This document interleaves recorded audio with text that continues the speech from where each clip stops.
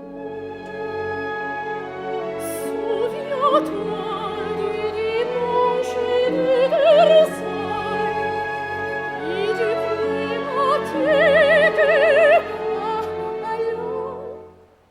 was speaking with Warlikowski, who's a director I work with very much, and he knew that he would do the Château de Barbe Bleue here, and he was looking for another piece as a companion for Barbe Bleue, for me to sing. So we looked at several different pieces, actually, from different composers, 20th century mostly, and then we finally decided that La Voix humaine would be the piece that we would use.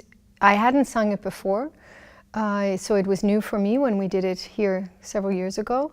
We wanted it to move away from the bourgeois situation of a woman on a telephone with her lover. So we took away the telephone. We wanted it to have a larger meaning, a larger space. The piece can be sung by anybody. I mean, it's not difficult in a particular range. It's more, how do you feel it? How do you feel the character? How do you feel the intensity of the character? And for me, sustaining that intensity for the 40 minutes that the piece is quite, it's exhausting. Yeah.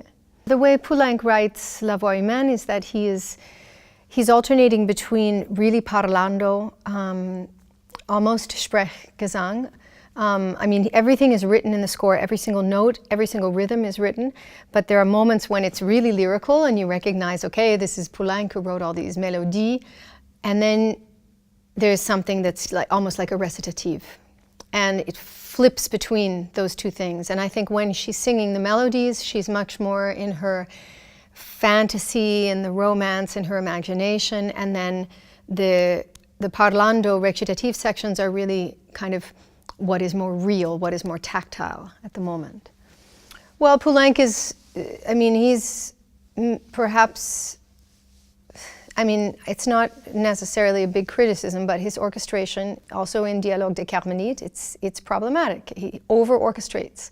He over-orchestrates and he sets the voice in very weak registers and writes forte for the orchestra, but he will put the voice in a register that no one can be really forte. And it's a kind of utopia that perhaps he wanted, but it just doesn't exist.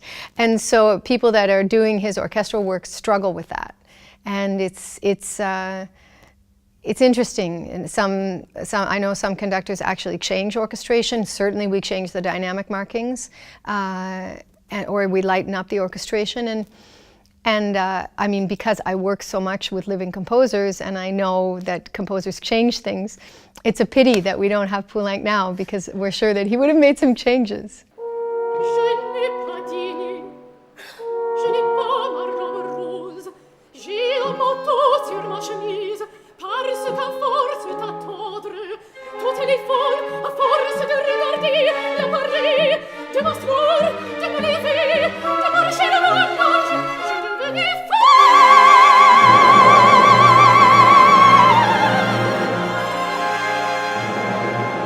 Warlikowski and I began work together in 2012 when we created a new production of Lulu.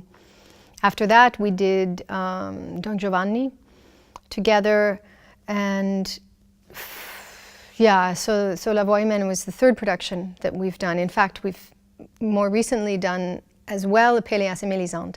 So it's a very fertile and symbiotic creative relationship that we have. So because it was not our first production, we could start at a niveau that was, yeah, a very high level of trust and collaboration in finding who is Elle. And I think we went quite far in the acting, in the intensity of the acting. He can be very honest with me, and I can be honest with him. So the criticism, it's very good, because we don't have to be nice to each other about the work. And we tried not to let it be too acrobatic, because a lot of the pieces I do end up being very acrobatic, and in this production, believe it or not, we actually took away a lot of the more spectacular physical moves to try and keep it more intimate. Now, some people see this and they think it's very acrobatic, but not compared to what we did in the rehearsal room.